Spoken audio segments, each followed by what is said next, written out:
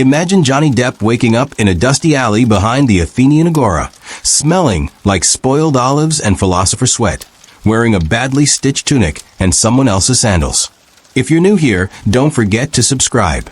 Kindly tell us what you do, where you are watching from, and the time there. We'd love to hear them.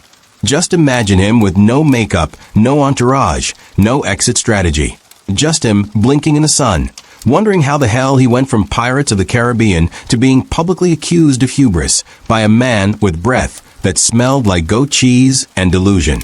That's the setup. He wasn't on a movie set. He was in Athens, 399 BCE, a place where everyone was obsessed with two things: asking questions no one asked them to answer, and voting on the lives of people they didn't understand. There were no red carpets, only stones. Stones to walk on, stones to vote with, stones to kill you if the mood shifted. And it often did. The Athenians called it democracy. But if you peeled back the noble slogans, what you got was mob rule with better branding. They didn't need gods to smite you. They had jurors. Johnny had been dropped into this ancient fever dream without context. No script. No assistant director to yell cut. Just the sharp realization that the Greeks didn't need pirates when they had lawyers. He stumbled past a line of angry men with scrolls under their arms and daggers at their belts, all shouting about justice and poetry and stolen goats. He tried to ask one of them where the bathroom was, and got a speech on ethics instead. Athens was the kind of place where you could die slowly from boredom or quickly from accusation. And for someone with Johnny's face in history, the odds weren't great.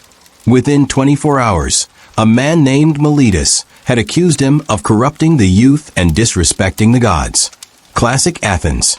No one asked why a random stranger in eyeliner had materialized in their city, but they were absolutely ready to punish him for existing. And maybe, just maybe, it wasn't about the crime. It was about the performance. The trial wasn't set in a courtroom. It took place under a tree, surrounded by 500 citizens who were each handed 2 stones. One for guilty, one for innocent. No lawyers. No defense team. Just Johnny, the accused, standing next to a man with one eye and a personal grudge, who declared loudly that this man smells of treason and imported perfume. Johnny tried to speak. Big mistake. The Athenians didn't like when you sounded smarter than them. They liked it even less when you didn't speak in metaphors. So when Johnny said, "I didn't do anything," they heard, "I'm above your laws." And when he added, "This must be some kind of mistake," they heard, "You're all idiots." It didn't help that he quoted a line from the Libertine halfway through. They thought he was hexing them. By midday, the crowd was baying like wolves. They didn't care what he did. They cared how he made them feel. Confused, small, replaceable. And in Athens, that was enough to get you sentenced to death, or, if they were feeling merciful, a public humiliation followed by death. The sentence was handed down by a sweating man in a tunic too short for decency. "You are hereby condemned," he said, "to undergo the drowning stone." Johnny raised an eyebrow. The drowning stone? He looked around. No one seemed confused. Of course they had a drowning stone. Why wouldn't they? Athens invented democracy, philosophy, and institutionalized cruelty disguised as process. The drowning stone was exactly what it sounded like. You were taken to a small platform by the sea, tied to a boulder, given one last chance to recite a poem or apology, and then dropped into the water while everyone clapped. It was part execution, part entertainment, and part civic duty. The Athenians believed that watching someone drown under the weight of their perceived sins reminded the rest of the city to behave. It was educational and therapeutic. Johnny, being Johnny, did not behave. He refused the hemlock. He refused the apology. And when they brought him to the edge of the water, he began to recite something in English, something about madness and justice. The Athenians didn't understand the words, but they hated the tone. Too sure, too calm, too modern. A woman in the crowd spat. "He thinks he's better than us." A man beside her nodded.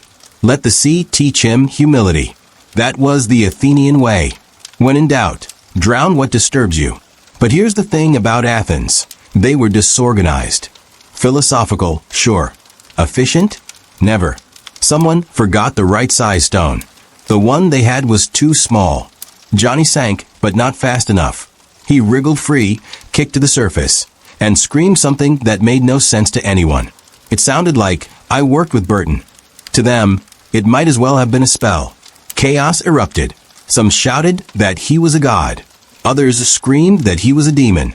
A few accused him of being Persian, which was worse. In the confusion, Johnny crawled onto the shore, soaked, shaking, and half dead, while the crowd argued whether he should be tried again. Athens didn't know how to admit failure, so they did what they always did. They blamed the system, then blamed each other, then scheduled a symposium to reflect on how democracy could be improved, maybe with more stones. Johnny disappeared that night. Some say he joined a pirate ship off the coast of Delos. Others claim he was rescued by a blind oracle who mistook him for a vision. But if you look closely at certain old Athenian pots, you'll find a figure painted in fine detail, leaning on a cane, with coal-lined eyes and a smirk that doesn't belong in that century. No one knows who painted it, but the locals call him the man who refused to drown. And the legend says he cursed the city with performance anxiety. After that day, every Athenian trial became a little more dramatic, a little more theatrical, and a lot more insecure. Because once you've seen Johnny Depp survive a public execution, your standards shift. This wasn't just history. This was democracy on a wine bender. It wasn't about justice. It was about control. And Johnny Depp, unwillingly and unapologetically, became the mirror. The one they tried to drown so they didn't have to look too long. Athens thought it was judging him. Turns out he was judging them back. Quietly. From underwater. And honestly, if you had to pick between being remembered for your noble principles or for trying to cancel Johnny Depp with a rock, which would you choose? It didn't take long for Johnny Depp to figure out that Athens was less birthplace of democracy and more open mic night for men who hated logic but loved shouting. No sooner had he finished that doomed amphora of pine-scented wine than a man in a grubby white chiton began yelling at a statue. Not just yelling, debating, loudly, with rhetorical flourishes. And worse, the statue was winning. It stood silent and beautiful, unlike the man, who gestured so violently his sandal came loose and flew into someone's barley stew. Depp blinked. He was hungover, underdressed, and possibly hallucinating. But what truly alarmed him was that the crowd gathered around the statue nonsense scene wasn't mocking it. They were nodding along. Some even clapped. In Athens, it seemed, insanity got a platform, a podium, and a clay voting shard.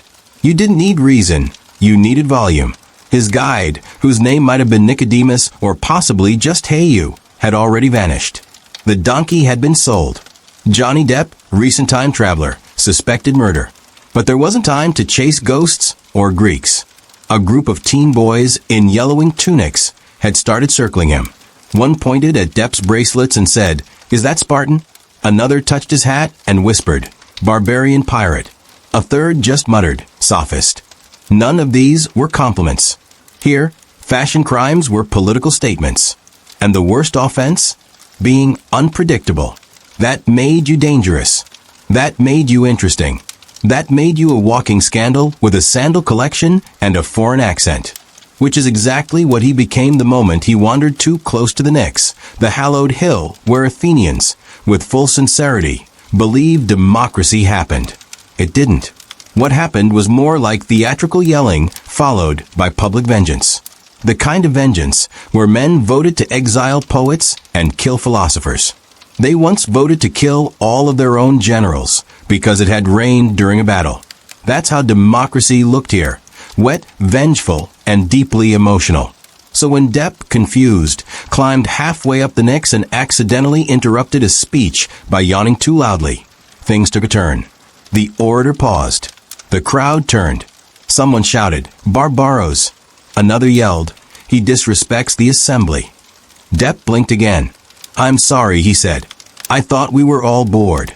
The silence that followed could have drowned a fleet. It was the same kind of silence Socrates might have heard before they handed him a cup of hemlock. The crowd parted as a man stepped forward, older, bald, and draped in what looked like a freshly ironed tablecloth. He carried a scroll in one hand and disdain in the other. "You," he said, pointing at Depp with the energy of someone who just discovered the concept of enemies. "You mock our civic discourse." "I mock the weather," Depp offered. "And possibly your sandals." He couldn't help it. His sarcasm wasn't a weapon. It was a nervous tick. But in Athens, nervous ticks were treated like subversion. The man narrowed his eyes. "We should put it to vote." And just like that, it began. Depp was pushed, not gently, into the middle of the assembly. Somewhere in the chaos, a basket of ostraca, small pottery shards used to vote, was passed around. People etched names with sharp sticks. And although they'd only learned his name minutes ago, Depp soon appeared on dozens of shards.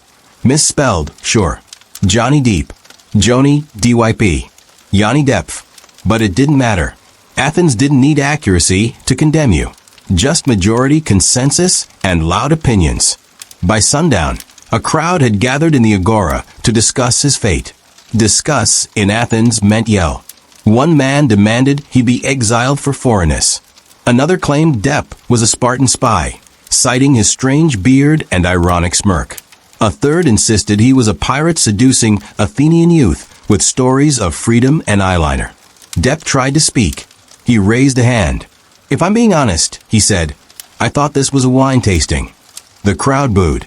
Someone threw a figure. A child burst into tears. Democracy had spoken, and it was drunk. Then came the kicker. A tiny, bent man with a scroll thicker than his legs stepped onto a rock and screamed, "I propose we give him a stone."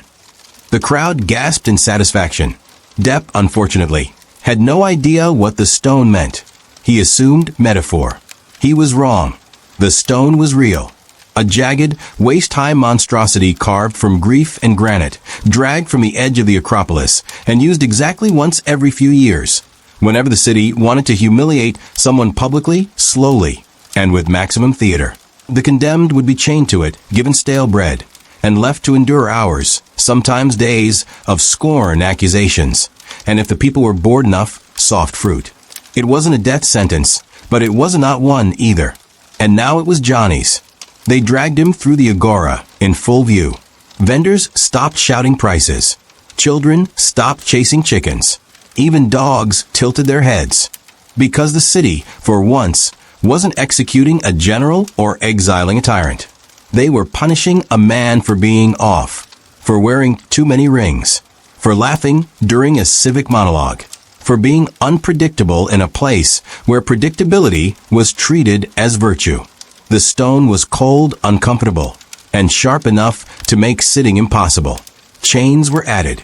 A small boy was hired to slap him with a fish every hour. A woman near the temple of Hephaestus began sketching his disgrace into a crude mural. And above all, the whispers began. He said democracy was dramatic. He called the Archon speech mid. He asked if Socrates was trending. None of these were capital crimes. But in ancient Athens, there were no capital crimes, just crimes that made you unpopular enough to get voted into oblivion. Depp looked out at the crowd and sighed. "This place," he muttered, "is like Twitter with sandals. Somewhere, far away, a donkey braid. The same one, maybe." Everything felt circular now. There would be no trial, not really, just more shouting. And after enough days, they'd either forget him or drop him in a boat and tell him to row until he hit Sparta or death, whichever came first. But until then, he was Exhibit A, a warning, proof that even in the city that invented democracy, the most dangerous thing you could be was yourself. The sun didn't rise. It hissed, like an overboiled pot of oil that Athens called a summer morning, and chained to a slab of public shame with nothing but stale barley bread. Johnny Depp had officially moved from cultural oddity to civic chew toy. By now, pigeons had voted with their droppings. Philosophers passed by and called his suffering a valuable exercise in restraint. A blind poet recited something tragic about hubris in foreigners, to which Depp muttered, "Tell that to your mom." The poet wept. Somewhere, an olive vendor applauded.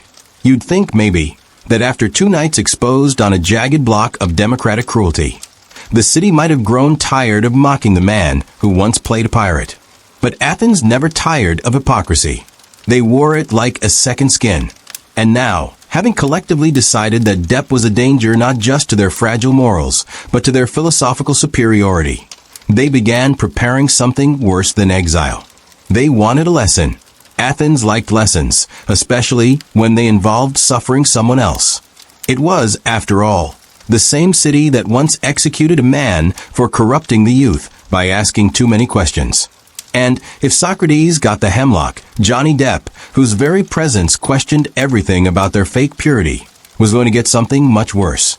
A performance. The assembly declared that Johnny would be part of an educational demonstration. A traveling civic ritual. A warning that would be marched through every corner of Athens, possibly even Delphi, until people got bored or he died from public scorn and dehydration. He would be unchained, dressed in a mock pirate outfit stitched together by insulted playwrights, and paraded through the agora while children threw reeds and shouted, "Pirate, barbarian, democracy hater." They called it the Parade of the Uncivil. Depp called it Tuesday. "At least give me a decent hat," he grumbled, eyeing the ragged feathered monstrosity one costumer brought out. "I was in chocolate, you savages." His sarcasm sadly made things worse. The playwrights began writing new chants. Someone produced a flute. Another man insisted the ritual needed a chorus of goats. "Symbolism," he said, as if that explained anything. On the day of the parade, the crowd was thicker than usual. Word had spread. A foreigner, a so-called entertainer, had been caught mocking democracy. He was being punished in full view. And not just punished, ritually humiliated. And for a city obsessed with public performance, this was both theater and justice. They draped him in chains painted gold. They gave him a scroll labeled Confession of Insolence, written entirely in passive-aggressive verse. They tied his wrists with fig branches and forced him to walk barefoot over shards of rejected pottery. Every few meters, a paid child would approach and shout, "Do you deny the will of the people?" To which Depp, by this point sunburnt and limping, would answer, "No, I deny their fashion sense."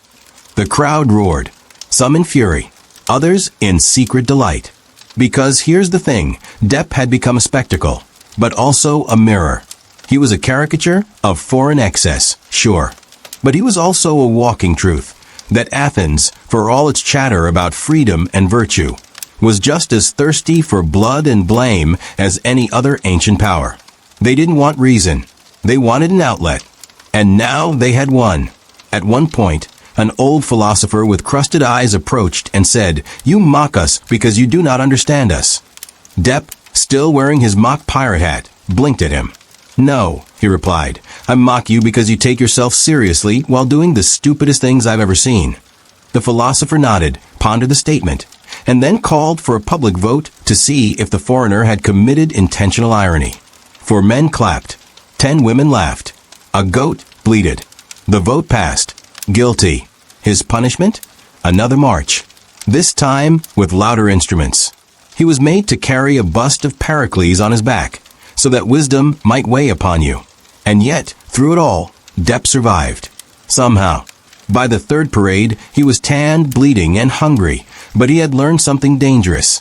If you make the crowd laugh while hating you, they don't know what to do with you. They need a villain they can burn, not one who rolls his eyes mid-sentence. So whispers began, quiet ones, in back alleys and bathhouses. Maybe he's right. Maybe this is all a bit much. Why are we yelling at a man who's literally just standing there? A young man named Theodorus, an apprentice rhetorician, began writing satirical poems about the Depp affair. A group of disillusioned students took to gathering near the docks and quoting Depp's parade lines as if they were scripture. "I deny your fashion sense" became a low-level form of rebellion, and Athens, predictably, panicked.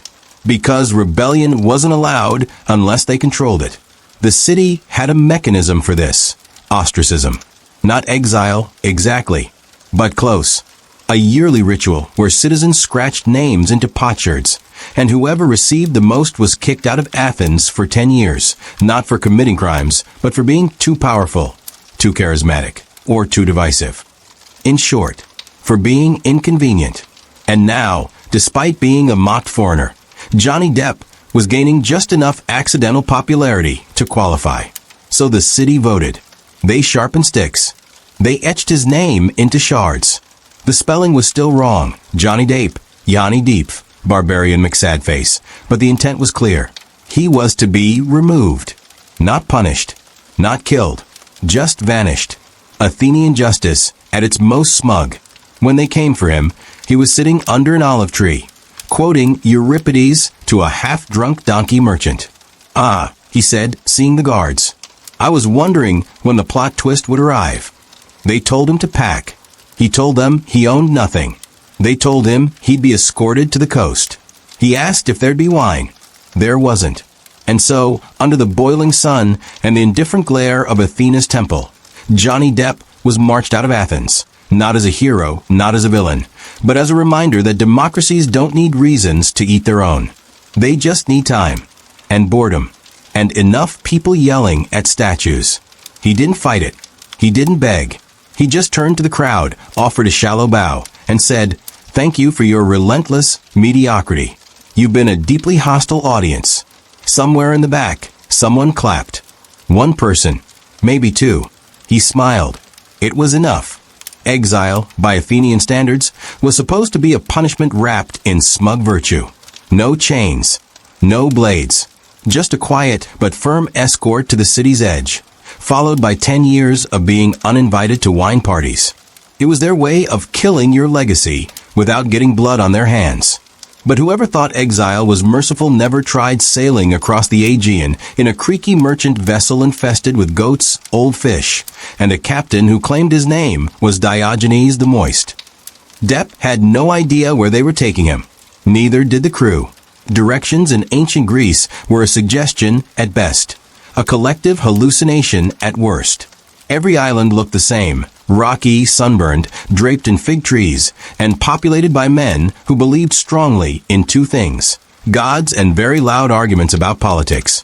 After 3 days at sea, Depp realized something vital. He had not been exiled to nowhere. He had been dumped into the deep, wine-dark stomach of ancient maritime chaos, a place where pirates pretended to be traitors, traitors acted like pirates, and every sailor wore their crimes like a badge of honor. The ship was eventually commandeered, a polite word meaning violently boarded, by a crew of limping, sun-cracked men who reeked of salt olives and failure. They claimed to be pirates. They were mostly hungry fishermen with inferiority complexes. One of them wore a sandal on his head as a statement. Another swore he could speak to octopuses. Depp stared at them and sighed. This is either a fever dream or an HBO audition gone wrong. The pirates didn't understand him, but they liked the way he looked. Or more accurately, they liked the look of his fake gold chains, his theatrical scars, and the permanent scowl of a man who had run out of patience with humanity. So they made him their mascot. Not captain, not slave, something far worse, a figurehead. They tied him to the bow, half as a joke, half as a superstition. He sees storms before they come, they said, as if that justified anything. Johnny saw no storms, but he did see the inside of a seagull's digestive tract. Often. Still, he adapted. He always did. By the end of the first week, he'd stolen half the crew's affection with well-timed sarcasm and the inexplicable ability to play haunting melodies on a broken lyre. He never explained where he got it. One night, after a spectacular failure to rob a cargo ship full of amphorae, which turned out to be filled with spoiled anchovy paste, the crew gathered around Depp and asked if he'd ever killed a man. He looked at them for a long time. "Not with a weapon," he said. They cheered. They didn't know what he meant, but it sounded profound. By week 2, Depp had become something like a prophet. A ridiculous one, yes, but in pirate culture, that was just flavor. They began asking him for wisdom. He told them to stop naming their ships after family members and start naming them after regrets. The next day, they rechristened the boat the Unsent Letter. When one pirate tried to force a goat into a toga for morale, Depp banned costume parties. When another attempted poetry in the nude, Depp suggested throwing him overboard for the safety of the Aegean's emotional balance. Somehow they listened. The sea gave him freedom, but also madness. At night, the waves whispered things, sometimes in Greek, sometimes in his ex-wife's voice. He wrote strange fables on shards of broken clay, including one about a bird who sued the sky for being too judgmental. The crew loved it. They didn't understand it, but they began calling him the philosopher of waves. One man even tattooed Depp's face on his thigh. It was not flattering, and yet word spread. On nearby islands, whispers emerged of a strange, sunburned oracle with sharp cheekbones and a cursed hat who sailed with pirates and quoted dead playwrights. Some claimed he was a god in exile. Others said he was simply the latest tragedy to wash up on Greek shores. Either way, tavern walls began to feature crude etchings of his likeness. Children mocked his gait. Fishermen claimed his name warded off storms. Athens noticed. Of course they did. Athenian pride was like fine pottery, expensive, fragile, and always at risk of being shattered by someone else's success. They had tried to erase Johnny Depp. Instead, he had gone semi-mythic. Worse, he'd gone pirate. And in a democracy obsessed with public image, having your canceled scapegoat become a folk hero was political disaster. Philosophers tried to write rebuttals. One pamphlet declared him an accidental echo of Dionysian madness. Another simply called him gross. Neither worked. The people didn't care. They were tired of pious lectures. Depp, meanwhile, was busy reenacting scenes from the Odyssey with stolen grapes and a puppet made from driftwood. His performances were chaotic, profane, and wildly popular among smugglers and orphans. He invented new gods. One was named Kevin. Kevin was the god of accidental stabbings and warm goat milk. Worship was optional, but included interpretive dance. Back in Athens, this all made the assembly nervous. If Johnny Depp, a washed-up foreigner and convicted vibe criminal, could rally the sea to his cause, what would stop the disillusioned youth from doing the same? What if democracy's most powerful export, its need to be taken seriously, was unraveling because one man refused to stop making jokes? Something had to be done, quietly, firmly, without drawing attention. The Athenian navy, such as it was deployed. Not to kill. No, they wanted to recapture him. Bring him back. Retry him, maybe. Invent a new crime. Improper ascension, perhaps. Or piratical philosophy. Anything to get the story back under their control. Depp found out from a drunk turtle salesman on the island of Paros. They're coming, the man slurred. For you. Of course they are, Johnny muttered. I finally have fans. He didn't run. He didn't hide. He simply told the pirates, we sail at dawn. To where? They asked. Away from mediocrity, he replied. It sounded better than anywhere that isn't Athens. So they went. No plan. No map. Just sails full of stubborn air and a ship full of misfits who had, against every expectation, chosen sarcasm over structure. The pirates hoisted a new flag, Depp's old shirt tied around a goat skull. The crew renamed themselves the Unchosen. It made no sense. That was the point. And on they sailed into myth or memory, chased by bureaucrats who still believed dignity came from procedure. Athens would send envoys. They'd send ships. Maybe even try to write him out of the records again. But Depp was no longer part of their narrative. He had slipped through the cracks. He had become a ghost with eyeliner, a floating rejection of everything they thought made them civilized. And that terrified them more than anything.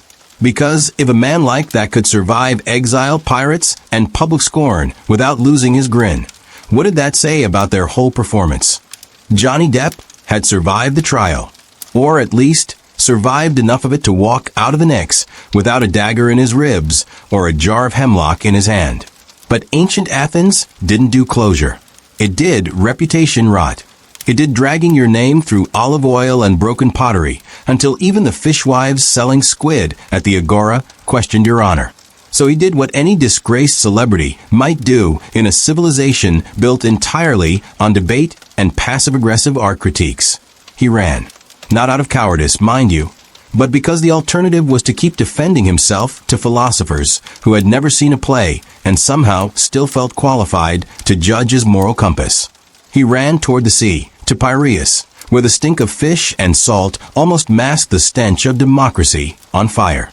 There he found the perfect escape, a sketchy merchant ship called the Windy Bastard, whose captain had exactly one eye, 3 teeth, and zero understanding of who Johnny Depp was. Which was exactly the kind of anonymity Johnny needed. The captain mistook him for a drunken priest of Dionysus. Johnny didn't correct him. In fact, he leaned into the bit with theatrical moaning, toga flare, and a goblet permanently glued to his hand.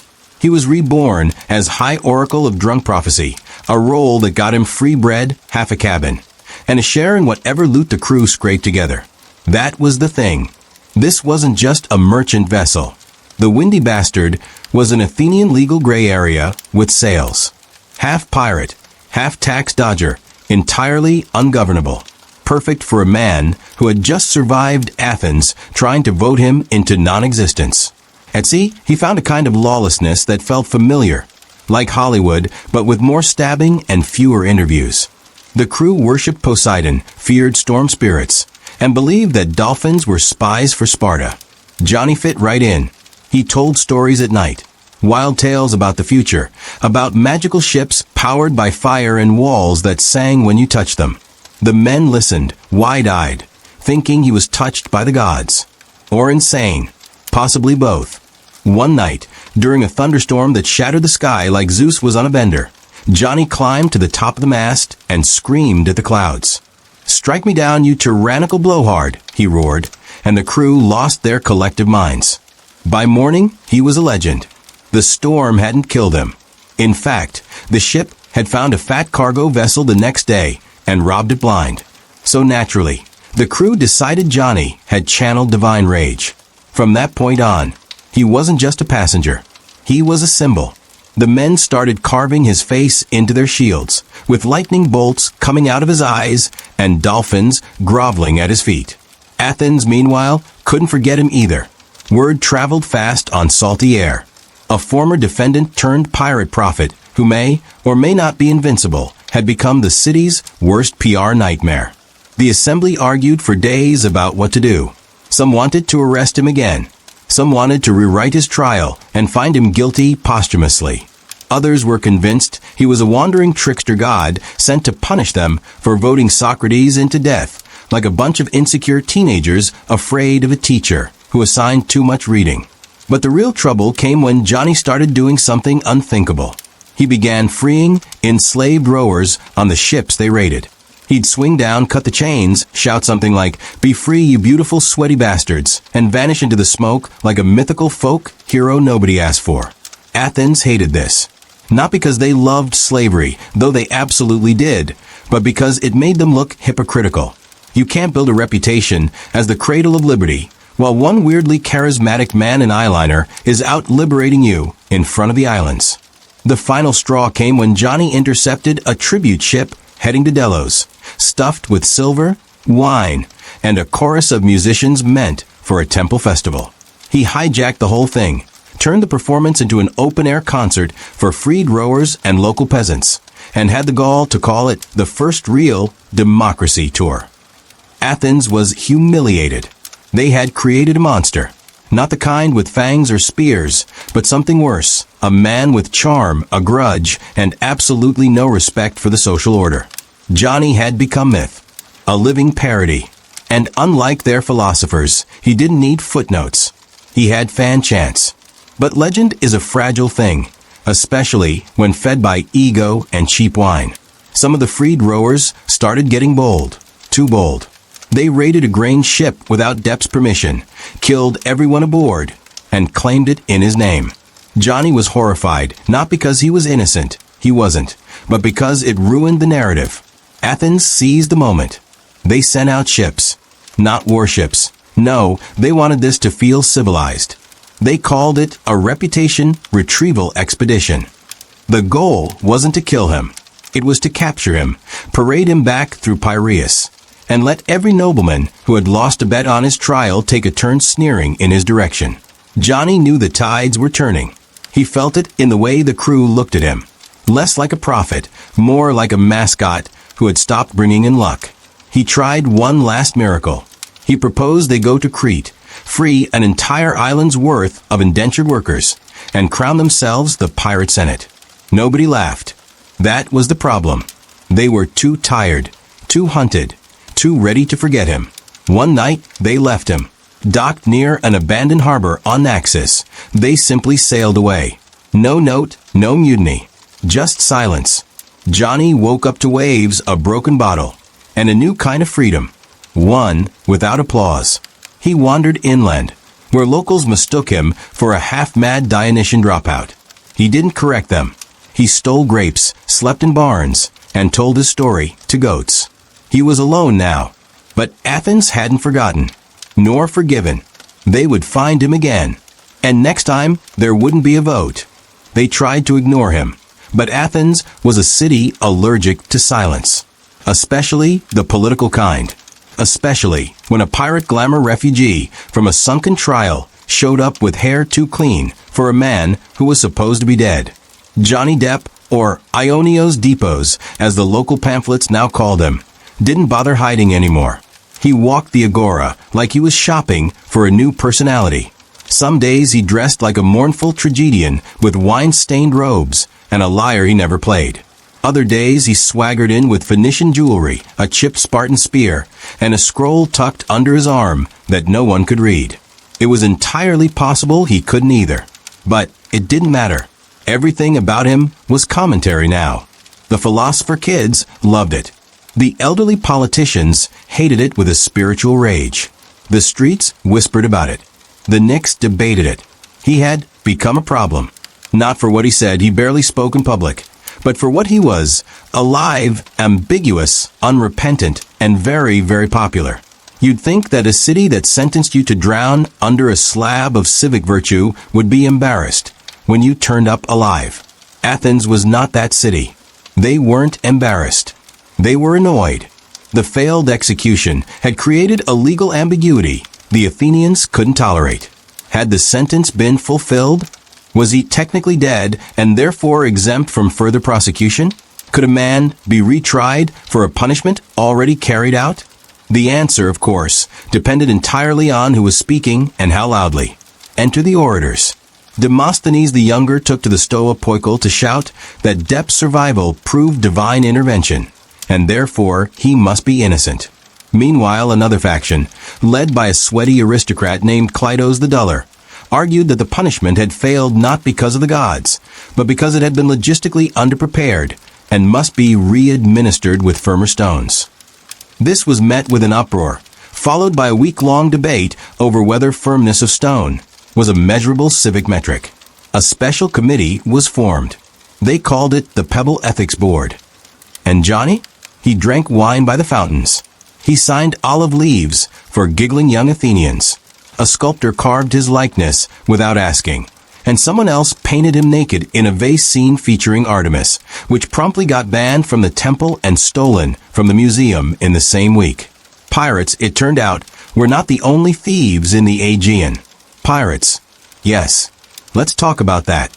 Because while Athens debated legal theory and divine rebukes, rumors spread like honey on a warm crater. Ionios Deepos, it was said, had not returned alone. A strange fleet had been spotted off the coast of Salamis, sleek ships with black sails, manned by men whose armor didn't match and who flew no standard but waved gold-embroidered sashes tied to their wrists. Some called them exiles. Others called them mercenaries. But the term that stuck was sympathetic privateers. And the whispers said they answered only to the man who once drowned in democracy. What no one said aloud, not yet, was the thing that truly terrified them. If he had an army, even a floating one, they'd have to admit he was a threat. And once you label a man a threat in Athens, the next step was predictable, expensive, and frequently fatal. Another trial. But Athens was in a bind, because this man was already tried, already punished, already drowned, at least on paper. And so the politicians and strategoi began a series of unprecedented actions designed to create a new category of civic response. They called it preventative restoration. The plan, as explained in one hilariously long speech by a man who couldn't read his own notes, was to restore the dignity of a state by acknowledging and redefining the boundaries of individual myth-making, which, in non-Athenian terms, meant he made us look stupid. We need to kill him properly this time. Meanwhile, Johnny moved into an abandoned villa outside the Dipolon Gate. Nobody stopped him. He hosted dinners for students, random philosophers, artisans, and once awkwardly, a donkey that belonged to a priest who got drunk and insisted the animal was an oracle. The donkey won the debate that night. His charm was nuclear grade. He didn't argue. He listened. He laughed at the right moments. He once handed a rival politician a fig and said, "Here, your words need something softer to land on." The man had a breakdown 3 weeks later and joined a cult that worshipped Demeter's left sandal. And yet, he never made a single speech. Not one. In a city powered by rhetoric, he offered only presence. Presence and ambiguity. And that was the genius. Because without words, no one could quote him, twist him, trap him in the web of logos that govern the democratic soul. Athens needed words to destroy you. Johnny had none, and that made them furious. In desperation, the city turned to their last resort. Poets. Tragedians, satirists, playwrights. They were unleashed like hounds. They were given state funds to mock him, diminish him, reclaim the narrative through art. One play, The Trial of the Stone-Resistant Man, opened to a packed theater and featured a character named Lonios Kripos, who seduced statues and convinced oracles to retire. It was funny. It was brutal. And it made Johnny even more famous. Because the audience cheered. Not for the playwright, for the parody, for the myth, for the man who had become a metaphor. The assembly panicked. Athenian democracy had rules, yes, but it also had a fatal addiction to stories. And Johnny Depp, whatever name he wore, was now the most seductive story in the city. A man who defied civic death. A man who blurred the line between criminal and folk hero. A man who walked between categories and refused to resolve. So they did the only thing left to do. They proposed a referendum. A public vote. Not on his guilt. That was too dangerous. No, on whether Athens would recognize him as a living man or a political myth. If the people voted myth, he could no longer be tried. He would be absorbed into the city's cultural echo, like Oedipus or Alcibiades or that baker who claimed to have invented rain. But if they voted man, he could be retried, resentenced, redrowned. Johnny was sent the invitation to attend the vote. He declined. Instead, he sent a pigeon. Tied to its leg was a ribbon soaked in wine and a small note that said, "I am neither." The vote went ahead anyway. The people lined up. The speeches were made. Stones were cast. Democracy did what democracy does when it's confused and full of theater. It split down the middle and blamed the gods. And somewhere not far from the Acropolis, Johnny Depp lit a lantern, toasted the donkey oracle, and whispered into the wind. They still don't get it. They say Athens loved the truth. But what Athens really loved, what made its heart race and its tongue wag, was the idea of truth wrapped in clever arguments, dressed up in robes, and delivered under dramatic lighting. The Theater of Dionysus, the open-air stone amphitheater where plays were performed, philosophers got heckled, and democracy sharpened its tongue like a knife on granite. It was here that the new state-funded play debuted, Ionios Depos and the Hollow Oath. It was advertised as satire. It was, in fact, psychological warfare. The opening act featured a mock Depp, long wigs, smudged coal, and fake tattoos drawn in ochre, being dragged through the agora in chains by a chorus of angry philosophers who sang, "He's beautiful, he's brooding, but mostly he's bloated. He came for a trial and left overquoted." The crowd laughed, not because it was funny, but because it was terrifying. A city doesn't satirize a man to mock him. A city does that when it can't kill him and hopes laughter will dilute fear. But the laughter didn't stick. Not for long. A few days later, the actor who played Depp was found outside the city wall, shaven bald, his lips sealed with wax, holding a note in his hand. Not funny. Was it Johnny? Probably not. But it didn't matter. People whispered like he was a ghost now, haunting satire with vengeance. He hadn't been seen in 2 days. Or maybe he had, wearing a veil or a merchant's cloak or hiding behind the fig stalls at the market. Someone swore they saw him leaving the temple of Apollo barefoot, eyes wild, scribbling nonsense on a goat's hide. Another claimed he was meeting with pirates again, bartering Athenian gossip for black market perfume. Athens thrived on confusion. Johnny Depp became its most confusing citizen. The problem was this: when you cancel someone in a city obsessed with speech, and they don't speak, you don't destroy them. You hand them the script. And so Athens doubled down. They dragged out the archives, old scrolls, legal codes, precedents, histories, anything that could be interpreted as proof that resurrection from civic punishment was, in fact, illegal. They found a decree from the Peloponnesian War about a general who faked his own death to dodge taxes. It was irrelevant. They cited it anyway. Then came the Stone Reassessment Committee. Their final report included diagrams of new drowning angles, rock weights, and improved public seating. It was 74 pages long and banned immediately because it was too optimistic. Meanwhile, in the hills above the city, the villa where Johnny was said to be staying became a pilgrimage site. People left offerings, olive branches, perfumed oils. One woman left her second husband. She claimed she had a dream where Ionio's depots told her to drop dead weight. Johnny never appeared, of course. That would have ruined the theater. Instead, rumors filtered down like wine through cheap clay. He was writing a play. He was building a new type of ship. He was practicing silence as political resistance. He was learning the flute. In the assembly, things got worse.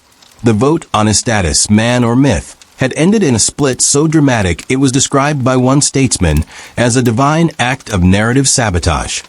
So they voted again, and again. The third time, the vote was interrupted by a pigeon attack, which a priest insisted was a message from Zeus to stop being so dramatic. A fourth vote was scheduled, but postponed when half the electorate went missing. They were later found at Johnny's villa, drunk on imported Corinthian wine, singing sea shanties and crying about how democracy never gave them this much attention. Back in the city, someone tried to erect a statue of Johnny as Hermes. It was torn down within an hour, then rebuilt overnight with wings and a fig leaf. The fig leaf disappeared the next morning. Anarchists? Supporters? Artists? No one knew. But a trend began. New graffiti popped up all over the city walls. Stoned once, rose twice. Trial me again, I dare you. The man is the myth. The government responded with public service murals about the dangers of moral ambiguity. The murals were defaced within hours, with better art. And then the trial was announced. Not Johnny's trial. That was too legally unstable.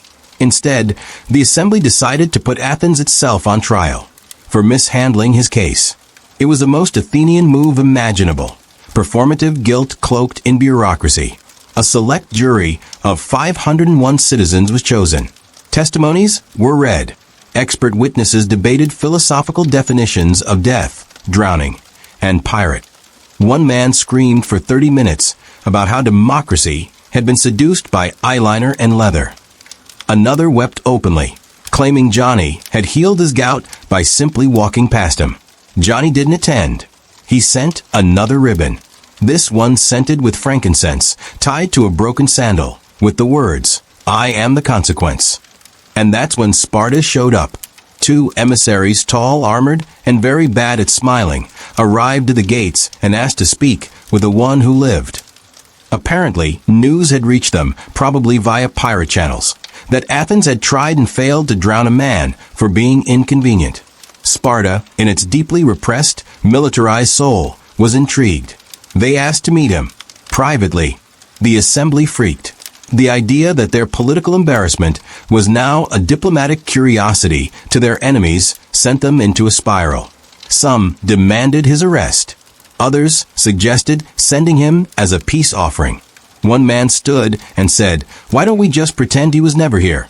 He was promptly thrown into a vat of spoiled wine. So the city stalled.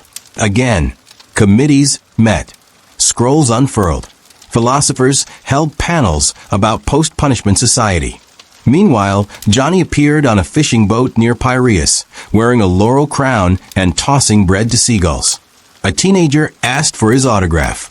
He gave her a riddle instead. What's heavier than stone, lighter than a lie, and drowns slower than truth? She posted it on her clay tablet account. It went viral. No one solved it. Eventually, the Spartans left. No one knows what they discussed with Johnny, if anything. But 2 days later, a statue appeared in Sparta. A man with wild eyes, chains broken at his feet, a stone slab resting on his shoulder like a trophy. The inscription read, "Freedom is a myth we tell to men who survive." Athens couldn't take it anymore. They declared a new holiday, Apathy Week. Citizens were encouraged to avoid all discussions of debt, drowning, or democracy. It didn't work. A market vendor carved his face into a watermelon. A priest accidentally quoted him during a funeral. A small child asked her teacher if the gods like pirates, and the class spent 2 days debating whether Dionysus was technically Depp with a better wine list. By the end of that week, the city was exhausted. Democracy had collapsed into theater. Law had turned into metaphor. And Johnny Depp, without saying a word, had forced a civilization to argue with itself until it forgot what it was defending. And somewhere beyond the city walls, under a fig tree, sipping stolen Spartan wine, Johnny smiled and whispered to no one, "I told them I was neither." There are a lot of ways to kill a man in Athens, but none of them are as effective as a committee with no deadline.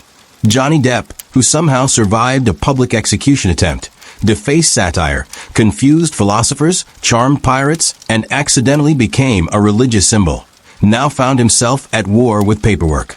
Real war. Parchment war. The kind of war where grown men cry over ink spills and scream about quorum.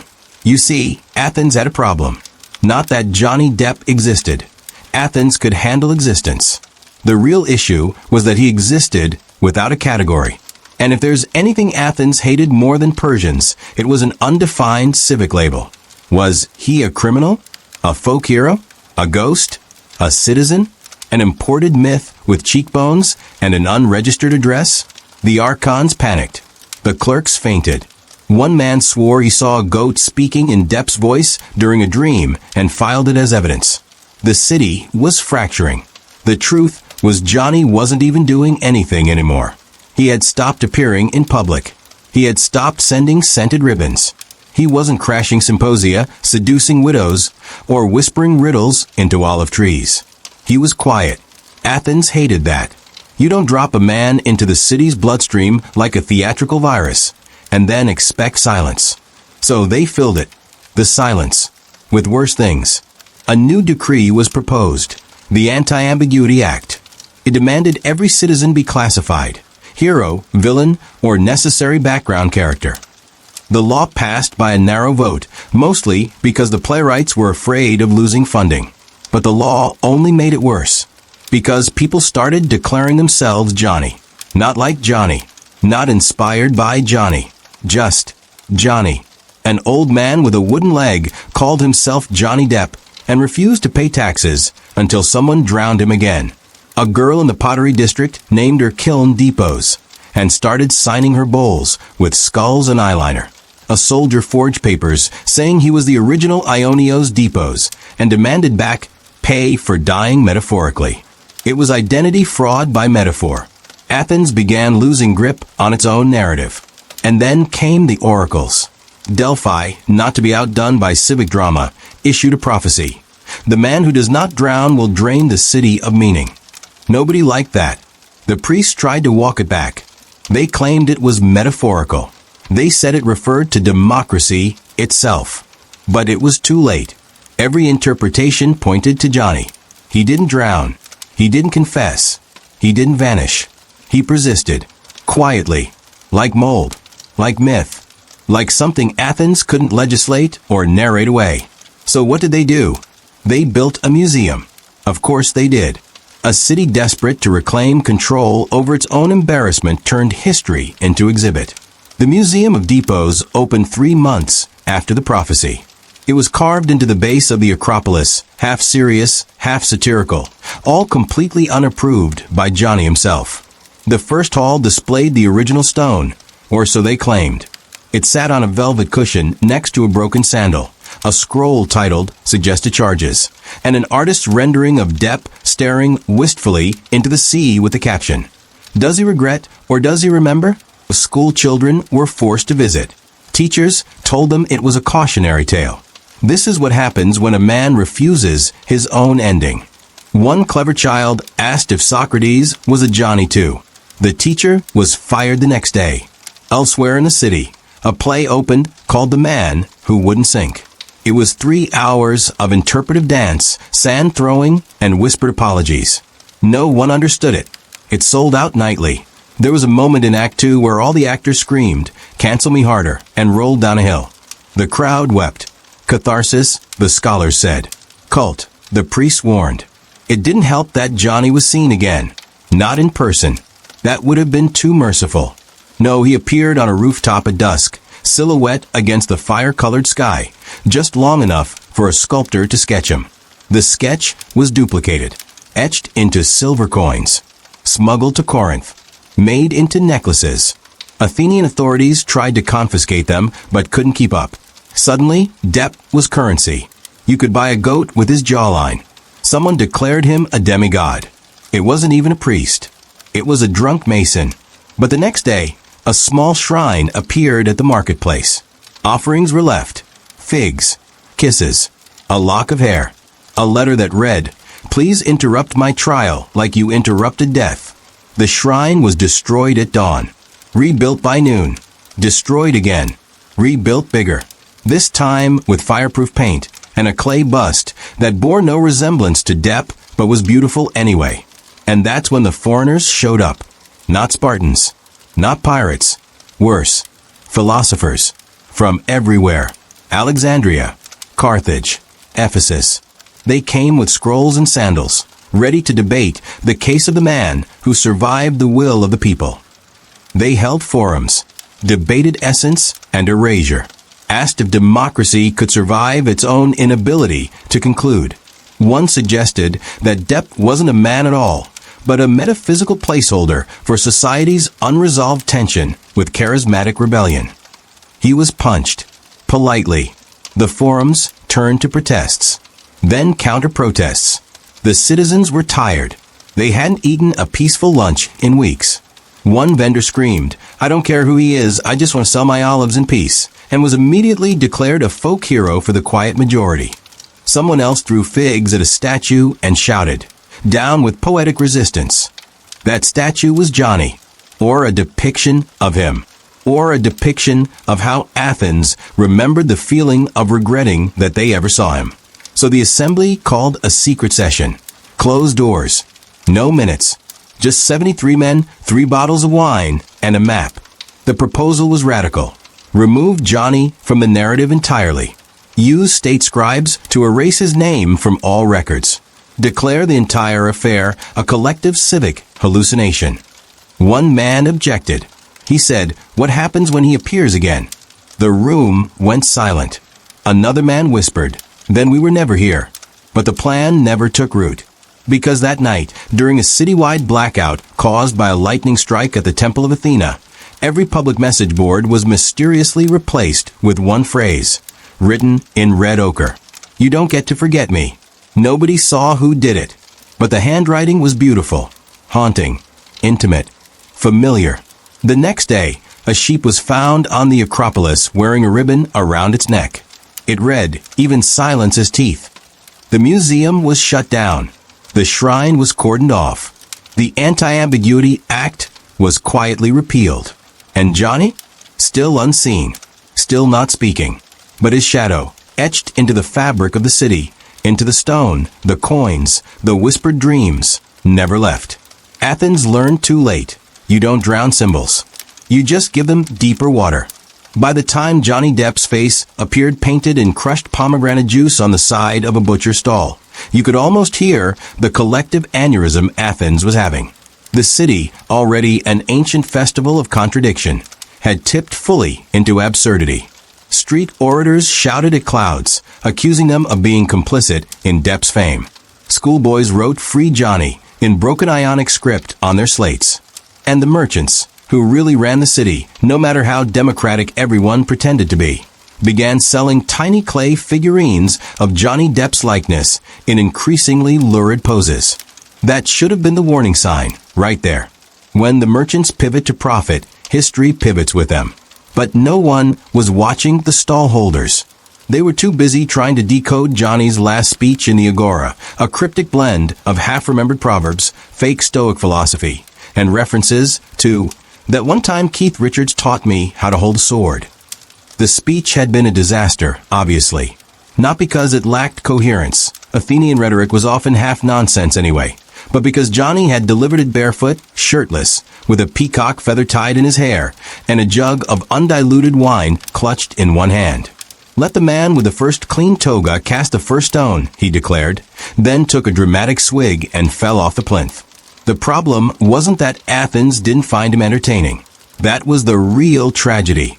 They found him too entertaining, which, in a society obsessed with balance and moderation, made him dangerous.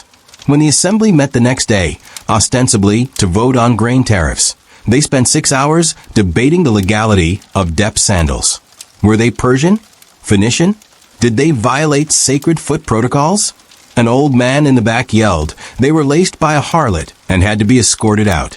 Johnny, meanwhile, was completely unaware of the democratic meltdown in progress. He was recovering from a hangover in the olive grove of a minor demigod whose only power was causing acne.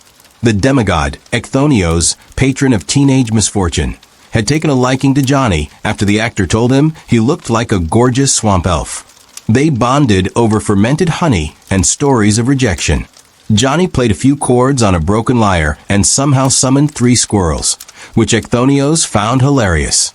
The squirrels stayed. A small cult started. This did not help his case in Athens. Rumors began to swirl that Johnny was forming a rogue mystery religion, which was illegal unless it involved at least one bleeding pig, a torchlight procession, and bureaucratic paperwork that no one actually understood. The priests of Eleusis felt threatened. He's got squirrels and charisma, one said grimly. We're finished. Meanwhile, the Boule, the council that handled state affairs, was gridlocked. Half of them wanted to exile Johnny. The other half wanted to keep him around just to see what he does next. A vote was held. Tied. Again. Tied. Again. Finally, someone suggested throwing stones at a target shaped like Johnny's nose to settle it. That was the only vote that passed. Outside the city walls, Johnny built a makeshift amphitheater out of discarded goat carts and began staging reenactments of his own arrest. He cast himself as both the victim and the villain, occasionally switching mid-monologue. The audience, mostly farmers, thieves, and wide-eyed children, loved it. One boy cried when Johnny mimed being gagged with an olive branch. A potter wrote a ballad. An arsonist donated a backdrop. People began traveling from other polis just to see the madness. Corinth sent a delegation. Sparta didn't, but somehow Johnny received a threatening letter written entirely in clenched jaw sounds. The tide turned when the theater crowd started skipping their jury duty to watch Depp's one-man tragedy. The courts, normally bloated and backlogged, fell strangely silent. Athenian justice, already a strange beast involving dice, bribes, and loud public humiliation, ground to a halt. No one wanted to miss the deepening. Part 4. This time it's personal. That was when the playwrights got involved. They felt personally attacked. Aristophanes showed up in a rage, accused Johnny of satirical plagiarism, and tried to slap him with a dead eel. Johnny bowed, kissed the eel, and asked if it wanted cameo. The crowd cheered. Aristophanes left in disgust. Somewhere in the chaos, a statue was built. No one knows who commissioned it. One day, there was just an 8-foot bronze Johnny Depp standing outside the city gates, leaning against a column, smirking. An inscription beneath it read, "Democracy's midlife crisis." The sculptor disappeared soon after. The paranoia escalated. The oracle at Delphi issued a vague warning about a man of many faces and no consequences. The Athenians assumed it was about Johnny, although it could also have been about every philosopher ever born. Socrates, when asked, said, "The only thing I know is that I do not understand how he plays the same character in every role, yet makes it feel different." That quote ended up on several amphorae. As the panic spiraled, someone floated the idea of reinstating ostracism. The ancient rite of exile, long dormant, suddenly made a comeback. Broken shards of pottery, ostraca, were handed out, and citizens gleefully scratched Johnny into them like children carving graffiti into school desks. At the vote, thousands of ostraca were dumped into the counting basket. Someone had drawn a crude caricature of Johnny with eyeliner running and a squirrel on his shoulder. It got the loudest laugh of the day. He was officially exiled. But no one could find him. He'd vanished. Some said he took a fishing boat to Crete. Others claimed he'd been abducted by Dionysus and made the gods' personal jester. A few whispered that he'd never existed at all, that Johnny Depp was merely the collective hallucination of a democracy bored out of its mind. Weeks later, just as Athens began to recover, a note appeared nailed to the Parthenon's marble base. In perfectly stylized Ionic lettering, it read, "Thanks for the memories. Your democracy has great cheekbones. I'll be back for the sequel."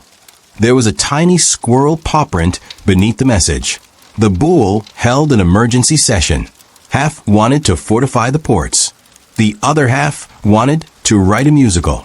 A third faction, emerging suddenly and loudly, insisted that Johnny had been a test sent by the gods to reveal the true absurdity of their system. They weren't wrong. In the end, Athens did what it always did in the face of madness. They wrote plays about it, put it on pottery, and pretended it was all someone else's fault. And somewhere, probably on a stolen boat filled with goats and wine, Johnny Depp sipped from a chipped kylix, sighed dramatically, and wondered if this whole democracy thing had a sequel. By the time the citizens of Athens began hosting shadow plays of Johnny's pirate saga, using oil lamps and fish bones in alleyway theaters that doubled as courtrooms, the state had lost all ability to separate fiction from law, or reality from theatrical delusion. It started with whispers, as usual, merchant boys humming sea shanties that had never existed before, drunk off watered wine and scandal, claiming Johnny had bribed Poseidon himself for safe passage, while the city's more educated class tried desperately to reframe his increasingly mythical story into a cautionary tale about democracy's vulnerability to charisma and eyeliner. But the line between critique and cult devotion wore thin, especially after a rogue assembly decided to rename one of the sacred triremes the Deppian Republic, which would have been funny if the Navy weren't already in disrepair and out of funds. Meanwhile, real problems, famine, grain riots, an embezzling priest who swore Johnny made him do it, piled up, ignored, buried under scrolls of gossip, and an ever-expanding archive of forged Johnny quotes that scholars could no longer disprove with confidence. The man himself, ever elusive, was last seen weaving through the agora, disguised as an old woman selling smoked eels, though some claimed that was just a very convincing statue someone had erected overnight. No one could say for sure. What they could say, unfortunately, was that the democracy had developed a strange legal workaround to avoid outright acquitting him without losing face. They invented something called a trial in absentia with symbolic punishment, which meant they staged an elaborate courtroom scene, announced him guilty with great fanfare, and then executed a large wooden effigy that vaguely resembled Johnny, complete with a pirate hat and coal-lined eyes, in front of a jeering crowd. It happened once a month. It did nothing. And still, the people felt satisfied. Almost. The real rot, though, lay beneath the marble steps of the Knicks, where elite strategoi gathered late at night to draft philosophical essays about the Johnny problem, all of which contradicted one another, and none of which offered solutions. One argued that Johnny was a necessary mirror for Athenian values. Another claimed he was the accidental god of chaos born from unbalanced oratory. And a third insisted he was merely a cursed actor whose charisma had reached metaphysical proportions.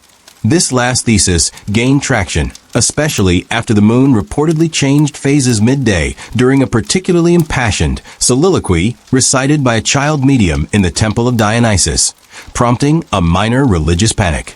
In response, the city passed a temporary motion banning mirrors, improvisational theater, and anyone with cheekbones sharper than a hoplite spear.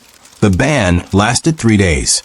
It was quietly lifted after the high priest himself was caught posing dramatically with a bronze plate reflection of his own profile, while muttering lines from a lost Johnny performance. Meanwhile, out at sea, Pirates who'd once mocked the Athenian obsession now began shaping their own democratic experiments, inspired not by Plato or Pericles, but by what they believed Johnny would have wanted, a government by vote, but only if the votes were shouted while drunk and involved some form of swordplay. They called their code trial by grog, and it involved making every decision under the influence of fermented mangoes and duels in hammocks. Somehow it worked. Their ships didn't sink, their disputes were short-lived, and when they docked near Athenian ports, crowds would line the harbors just to ask questions about Captain Depp's laws, which no one could define, and everyone claimed to follow. The real Athenians, now thoroughly embarrassed by their own stagnation, began drafting foreign policy inspired by pirate transcripts, half of which were either jokes or mistranslated insults. The irony reached its peak when a delegation sent to Sparta to discuss military alliances accidentally brought a diplomatic scroll signed, "Yours in rum and reason, J. Depp," prompting a week-long standoff and one particularly confusing night of interpretive dance intended to clarify Athens' official position. It didn't. Back home, the citizens, tired, bewildered, but deeply invested, held weekly assemblies to decide whether Johnny was still a threat, a symbol, or perhaps a divine punishment for political laziness. The vote was split. As was tradition, a dead goat was consulted, whose entrails allegedly spelled out the phrase, "Let him be." That was taken as a sign to cancel the next effigy execution, though not before someone sneakily erected a small shrine at the foot of the Acropolis containing a feather, a leather boot, and a single gold coin etched with Johnny's face. Within days, offerings began piling in: olives, poems, trinkets, prayers. The Oracle of Delphi, when asked for guidance, simply sighed and said, "Again," before retreating into her cave for a full month. The real question, of course, was whether Johnny himself had orchestrated any of it, or whether Athens, so deep in its own myth-making, had merely summoned the chaos into being by accident. This didn't stop a group of sophists from releasing a treatise called the Deppian Echo, which argued that Johnny wasn't a person anymore, but a philosophical construct representing unresolved civic insecurity. They were mocked publicly and hired privately to teach elite children how to deliver persuasive speeches while holding a wine cup and smirking ambiguously. And so the culture looped. The schools adopted drama-based curriculums with an elective in controlled anarchy. The courts moved to open-air forums so defendants could monologue. Fashion turned toward layered robes with dramatic collars. Even the birds in the agora, once content to scavenge, began mimicking human laughter with eerie precision. Some said they were possessed. Others said they were just very tired of democracy. Meanwhile, Johnny, or whoever he now was, watched from somewhere, maybe a boat, maybe a rooftop, maybe just the collective subconscious of a city that had replaced its civic idols with an actor-shaped void. But he endured, unkillable, uncancelable, increasingly fictional, and yet somehow more present than the strategists running the city. Athens, that proud experiment in reason, law, and dignity, had turned itself into a stage, and the only character anyone remembered was the one who never asked to be part of the script. The city wasn't governed anymore, it was performed. And Johnny, wherever he drifted, remained its unwelcome muse.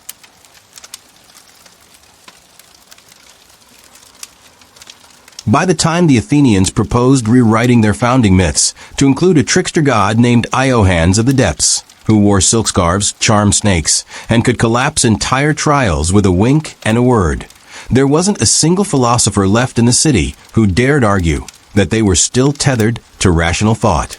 The proposal came not from the assembly, but from a new civic group that called themselves the Gentle Discontents, a ragged coalition of playwrights, wine merchants, and disbarred orators who believed the polis had entered a new historical epoch they dubbed the post-ostracism era. In this brave new delusion, laws were treated as narrative arcs, political speeches as character monologues, and the city's economic failures as tragic subplots written by unseen gods who clearly needed a better editor. Meanwhile, actual governance had turned into a performance so circular it might have impressed Zeno himself. Votes were taken on whether to vote again. Citizens debated the ethics of reenacting decisions they had never made in the first place, citing precedent from a fictional assembly that may have been invented by Johnny himself during one of his less sober moments under an olive tree. But who could tell anymore? The man's fingerprints, or at least his rings, seemed to show up everywhere. In the latest iteration of the Athenian calendar, one of the months had been casually renamed Decameron, sandwiched awkwardly between Skyrophorion and Hecatombeon, and marked by public readings of scathing trial transcripts and reenactments of his exile using papier-mâché goats and a large ceramic bathtub. No one agreed on what it meant. They celebrated it anyway. On the fringes of the city, a cult had begun forming, quietly at first, then louder, and then with state-funded amphitheater permits. Their doctrine was loose but oddly compelling. Johnny was the embodied paradox, the necessary chaos to expose the rot of democracy's complacency. Their initiation ritual involved making a sarcastic toast, failing to pay a debt, and getting publicly misunderstood by someone in authority. Membership tripled in a week. Temples, long empty of offerings, began seeing coins again, but only if the altars were adorned with symbolic items. A broken goblet, a leather boot, a feather inked in red. One temple near the Areopagus started serving wine in cracked amphorae with messages painted inside. "He's still watching," or "Speak softly," the actor hears. A child claimed to have seen his reflection wink from a rain puddle and was immediately declared the Oracle of Delphi. His first prophecy was, "Don't vote too early. The ending's better if it drags." Somehow, that became public policy. Elsewhere, the city's economy, already bleeding from theatrical mismanagement, began leaning into the myth. Tourists from Corinth and Thebes poured in, eager to witness a city that had, somehow, managed to turn its collapse into a one-man show. They bought bootleg scripts, rented eye makeup, paid for walking tours of the imaginary prison where Johnny was allegedly held before his last on trial. One man sold olive branches blessed by the wind near Johnny's rumored hideout and made enough drachmae to purchase citizenship. Not to be outdone, Athens' last surviving cynic philosopher staged a hunger strike atop a column in the agora, holding a sign that read, "The only thing more absurd than the man is the city that made him myth." He was ignored. Across town, a new genre of tragedy emerged, depadramas, written in iambic hexameter, but performed in slow, drunken mumble. Each ended with the hero being neither vindicated nor condemned, just vaguely applauded while the chorus shouted. Was it worth it? Over and over until the audience wept or left. They were sold out every night. Meanwhile, pirates, once considered enemies of the state, were now trading advice with Athens' navy on ship decorum, citing Johnny as the source of their new governance code. No decision sober, no vote silent, and every punishment must rhyme. Naval captains reluctantly attended dramatic ethics seminars, run by former actors posing as philosophers. Naval efficiency dropped by 30%, but morale skyrocketed. On one mission, the fleet refused to engage in a skirmish because their opponent hadn't provided a compelling antagonist monologue. They sailed home chanting, "Let the drama live." The city's actual leaders, if one could still use that word, had resorted to anonymous pamphlets distributed under market stalls, attempting to reintroduce boring things like infrastructure and budgeting. No one read them. A particularly well-crafted satire titled Athens, "The Ship of Fools That Sank on Dry Land," was mistakenly taken for an official decree and enacted into law. It required citizens to vote in masks and answer rhetorical questions with interpretive dance. Enforcement was lax, but the spirit was observed. Still, not all Athenians were entertained. A quiet faction, old money, old blood, and older grudges, began meeting in shadowy corners, whispering about restoring the city to pre-Johnny seriousness. Their leader, a retired hoplite named Melanthios, wrote a furious scroll titled "Enough is Enough," blaming the city's decline on one man's cheekbones and the people's hunger for distraction. His scroll went viral. Copies sold out. It was adapted into a stage play, ironically starring a Johnny impersonator, and opened to rave reviews. Melanthios was last seen banging his head against a column, while teenagers took sketches of his profile for commemorative coins.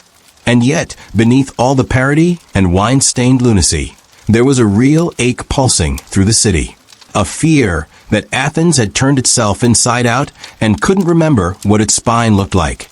Once proud of its logic and law, It now measured days by scandal and evenings by soliloquy. The old gods had gone quiet. The new ones wore eyeliner. And Johnny, who may have been dead or a myth or just very good at hiding, remained the axis upon which their delusion spun. In the dead of night, as the torch smoke curled over ruined laws and half-built statues, someone carved a single phrase into the stone step of the old Boulevard, the council hall long abandoned in favor of outdoor theater. He wasn't the problem. We were. No one claimed it. No one erased it. No one spoke of it out loud. But in the silence that followed, Athens paused, not to mourn, not to change, but to rehearse a better ending. One they still hadn't written. One they maybe never would. By the time Athens had replaced its juries with audiences and its prosecutors with playwrights, the lines between spectacle and justice were so blurred you could mistake a sentencing for an opening night. It began with a rumor that Johnny had written a new play in exile, smuggled it back into the city, hidden in olive crates, and that it would be performed exactly once by the city itself, unknowingly. Naturally, everyone wanted to be cast. Hundreds submitted petitions to be considered for the role of the betrayer, the fickle friend, the useless philosopher, or the coveted but poorly defined citizen number one. No one wanted to play the chorus. That was reserved for people who still took politics seriously. The city held open auditions at the Odeon, where judges wept openly if the sob monologues weren't ironic enough. At least 6 rival troupes formed overnight, each claiming to be the authorized interpreters of the Deppian canon, a body of work that included everything Johnny might have said, thought, or muttered in a tavern during the trial years. This included disputed fragments like "the wine knows more than the law," and "you call this a robe?" One philosopher insisted these were metaphors.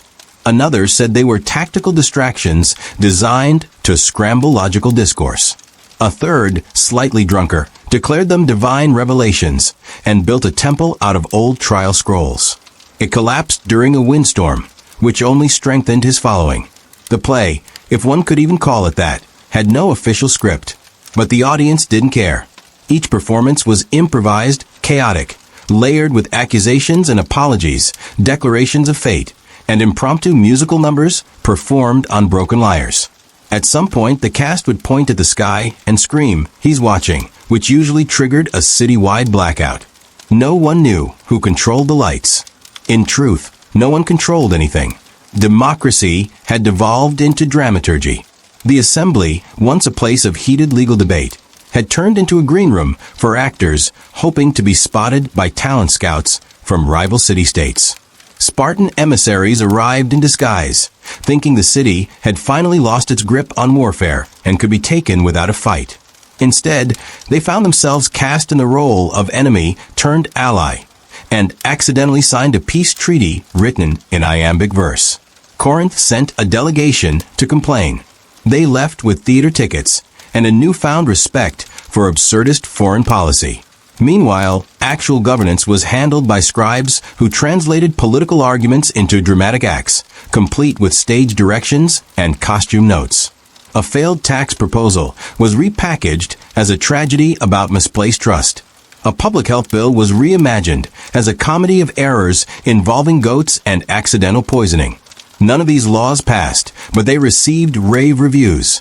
Criticism, once the domain of intellectuals, had become entertainment. The most feared man in Athens wasn't a general or a banker. It was a boy named Mikian, age 13, who ran a clay tablet newsletter titled, "In Depp We Trust, Weekly Ratings of Your Civic Performance." He assigned stars, wrote brutal haikus, and could ruin a man's career with one sarcastic emoji etched into wet clay. Senators bribed him with figs. Priests offered him visions. He only responded to fan mail. And then, one night, everything changed. A hooded figure appeared at the theater of Dionysus, carrying a scroll bound in snakeskin and sealed with wax marked by the symbol of a raven perched on a cracked amphora. The scroll, read aloud by a trembling acolyte, began, "From the edge of the known world, I speak." The voice was unmistakable, too smooth, too weary, too theatrical to be anything but Johnny's. He hadn't died. He hadn't vanished. He'd simply been watching. What followed was not quite a manifesto, not quite a confession.